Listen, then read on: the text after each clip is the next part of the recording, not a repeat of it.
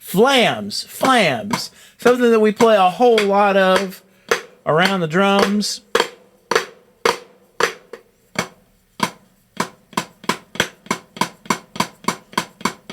Probably one of the hardest rudiments to get consistent and to be able to just play without thinking. I find that most of my students really have to think hard about playing a flam. Either just straight flams or flams inside of a rhythm.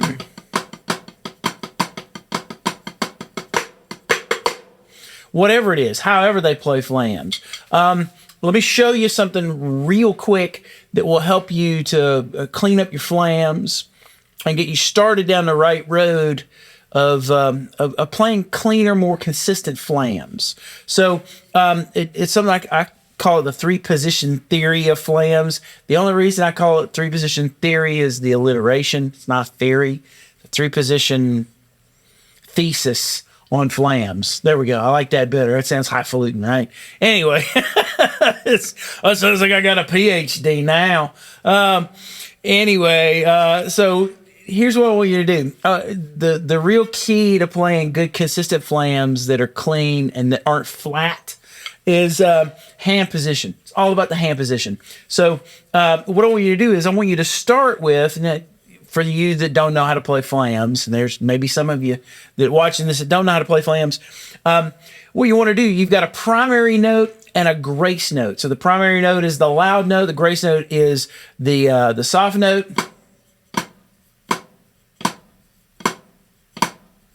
You could play them really tight or kind of open where there's a little more space in between the grace note and the primary note. Either way, your primary note, you're going to start, for this version of playing a flam, this dynamic level, you're going to start with your stick all the way vertical. Basically just bend your wrist as far back as you can get it. And then you're going to have for your grace note, I want you to be just a little bit higher than parallel to the drum.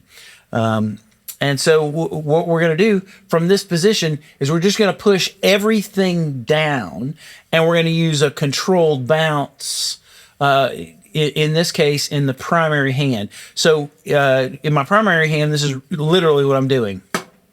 Now, I'm not dead sticking, and I'm not locking my wrist down. I'm just tossing the stick down, keep the fingers loose. I'm just not letting my wrist bend back up. Now, for now, that energy is going to stay in the stick and it's just going to dissipate. You're not going to feel any of that because I'm not tight. I'm not,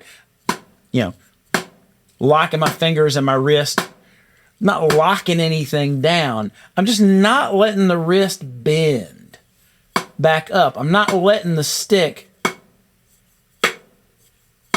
carry me all the way back up, which is normally what happens when we throw from here if you relax. It's the bounce of the basketball. I'm going to put that in. There's a question for today. We're going to get to that. But with the grace note, I'm really doing almost the same thing. I'm just dropping the stick and let it come back. It's going to relate to one of the questions today. Just dropping the stick. So if I put my hands in this position and I drop both sticks at the exact same time, I'm going to get a flam. There's no way I can't get a flam. Because of physics, like the amount of time it takes for this stick to get from here down to there and here to there for this one is going to land slightly before this one, and it's already going to be softer. I don't have to try to make it softer. That's it. That's all we do. I just drop both of them. Now, when I want to play the opposite hand, only pick up the opposite hand and repeat the process. Up, up, up, up, up, up. These things are kind of like free throws. When you're learning to shoot free throws, I haven't played basketball since I was in high school, but not for anything other than fun, maybe. But when I used to practice basketball every day after school, I would know before I even had the ball leave my fingers whether or not the ball was going to go in the hoop. I could feel the shot. It was about the amount of pressure that I used for my fingertips, the angle that the ball was coming off of my hand, just the general feel of the whole shot. Before that ball had even left my fingers, I knew if that thing was going to go in. I didn't know if it was going to go like straight in, like swoosh all net, or if I was going to hit it off the backboard and bounce it in. But I knew whether or not that ball was going to go in. It's the same way with these flams. When you start this 3-position thesis for your flams, you're going to miss probably every 8 out of 10. But that one flam that lands, that one that's just the perfect flam, you're going to hear it, flood it, flood, flood it, flood. You're going to hear it, and you're going to feel it. You're going to feel exactly what it feels like to get that timing right. Usually what happens is people pick up before they play the flam, like this.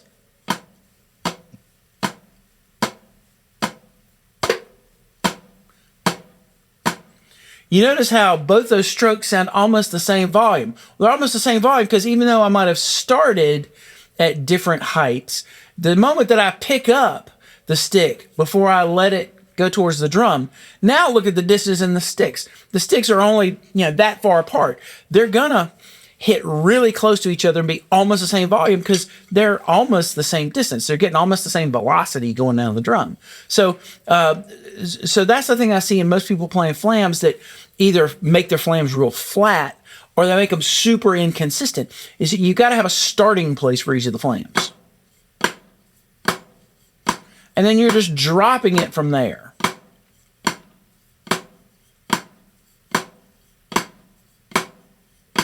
And that way you're going to get a strong primary note. You're going to get just the right size, volume, and timing on your grace note. And eventually that 2 out of 10 becomes 4 out of 10, becomes 6 out of 10, becomes 9 out of 10. And eventually you might get to where you hit 10 out of 10 flams exactly the same. That's the goal, but we're all human. So we're never going to get 10 out of 10 all the time. Out of 50 flams, maybe you'll land 48 of them perfectly, and 2 of them will be like, that was a little flat. Or, they both sounded like almost the same note, just like. My point is, the more you do this, the more you get to where you can get to those hand positions. There's other ways to smooth it out as it gets faster, but we'll talk about those later. Anyway, I hope that helps. Welcome to the channel. I didn't say that before. Welcome to my channel. Welcome to this little time that we have here in my practice room where I show you something and then I answer your questions, because I've got a ton of questions here that have come in as I've asked people to ask me questions. I'll answer just about anything for you. So, I love to start with the saucy ones. So let's see. Today's saucy one is, as per your other post, a few weeks ago I put a post up that was... It was basically, I think it started off like, to be perfectly honest, or to be open and honest or something.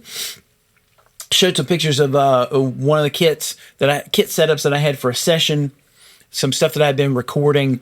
And basically I'd said, at this point in my career, I played on over 1,000 sessions.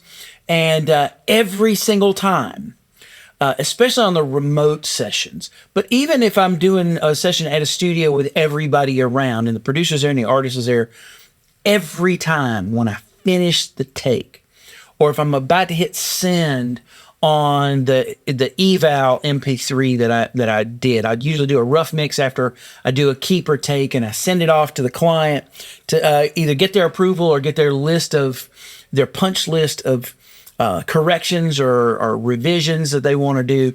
I always have this feeling they're not going to like this. Even if I played a take that I absolutely loved. And I thought, that's it, man. That is so totally it. I always, as soon as we're done, even in my heart of hearts, if I know that was the take, that was amazing, that was awful, is what I really think. Like, that was so amazing, that was so awful. That feeling of that was amazing, I'm so proud of myself, lasts about a second and a half. And I think that was completely awful. And they're going to hate this. They're not going to like this. That was what my post was about. And it, my batting average for that feeling is a solid 1,000%. Like, man, there isn't a tune I've played on, and so that's what the post is they're talking about. So anyway, as per your post, if you played on over 1,000 recordings, why haven't I heard any of them? Okay, if considering who this came from. If you're busting my balls, I love it. Thank you. That's hysterical. If you're truly being an ass, it's because you haven't opened Spotify and come across a record I played on. In fact, I have links to playlists to Apple Music and Spotify. They're over at brianstevens.com that you could actually listen to some of the things I played on. So let's talk about that for a second. I want to address it as a serious question. If you're busting my balls, that's hysterical. Thank you. Put me in my place. Keep me humble. I appreciate it. If you were being serious and you wanted to be an ass, I'll try not to curse on video. Try not to curse in real life. I'm not always successful. I about 3 out of every 7 days, I'm pretty successful on that. Anyway, if you're trying to not be a nice guy when you ask me this question, I will say this. About half of my recording career, well, close to half, took place before we had iTunes and Spotify and any of these streaming services or even YouTube. So there's a lot of records and a lot of recordings I've played on that they don't exist on streaming services. In fact, there's CDs that I have on the wall in my studio that do not exist online anywhere. And the CD that's hanging on my wall, and probably the one that's in my bookcase that has CDs, where I've got my whole library of CDs that I own. Usually I keep a couple copies if I can get my hands on a couple copies. If you didn't get a copy of that CD or that cassette even, gee whiz, some of the stuff was on cassette, it may not exist out in the real world unless I put it up on my website as a demo or something like that. But if you're curious and you want something that is easy to get to, you can go to brianstevens.com. There's links to a Spotify playlist, an Apple Music playlist that has a selection of things that I've played on. It's not everything. There's some really awful records that I've played on. There's some really bad music that I've played drums for. But I'll come back to that thought in a second. But there's also a lot of things that I've played on that you may have never ever seen, unless you were like in South Carolina and you saw this regional commercial for a furniture store that I did the drums for. That one I should put in my reel. I'll have to find that one. That was a pretty cool one. There are a lot of things like that. There are a lot of use cases where they're very limited. I know one time I played on a bunch of music that ended up on a video specifically to lobby senators about hurricane relief for Texas. That was a long time ago. That was 2006 or 7. And the music that was in that particular video never saw the light of day. Now, other stuff I did with that particular group of guys ended up out in the world on some albums and some videos and things. But we did some music for a project like that. So when I'm talking about recordings, I'm not even really talking about just CDs or album projects. I'm talking about anything that somebody could use any kind of drum set or percussion on. That ends up in the world in some way.